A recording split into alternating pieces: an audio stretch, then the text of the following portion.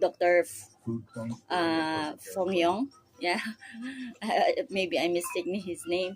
But I'm always listening to them. I'm a silent listener and na-adapt ko po lahat ng mga tinuturo nila online.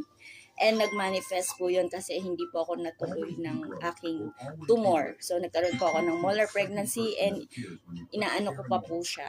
Kasi malaki pa yung puson ko and I lost 25 kilo for, ayan, dito na yung breakfast ko. This is my breakfast. Egg with butter. I use ghee. So, I just little explain, no? Egg is high protein. Kainin niyo po yung yellow. That is lutein for the eye. And that is the good fat. Meron na po siyang amino acid and fatty acid. And ang ginamit po na oil, ang papalitan lang po natin oil, is good fat.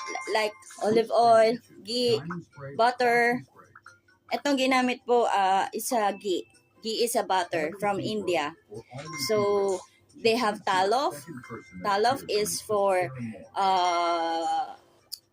fat from the beef, no? Or mutton. And lard is fat of the pork. So, gamitin po natin yan. Avocado oil, macadamia oil, if you have budget.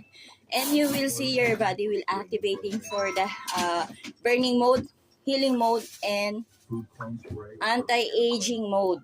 Nag-activate po ang ating katawan. You need to know this knowledge. This is for you.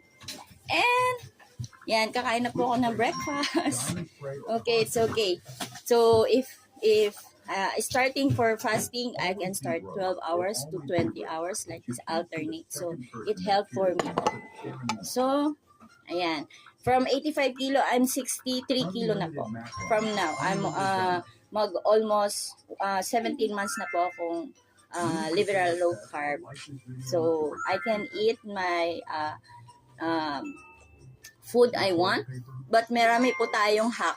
Like, if you want kumain ng spaghetti or cake, it's okay, but always last.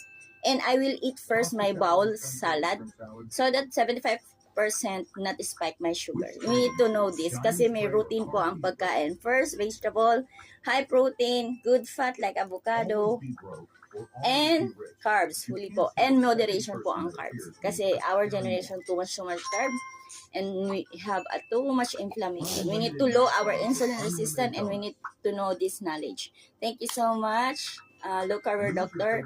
And I give you next time info about learning. Thank you so much. Boba tea.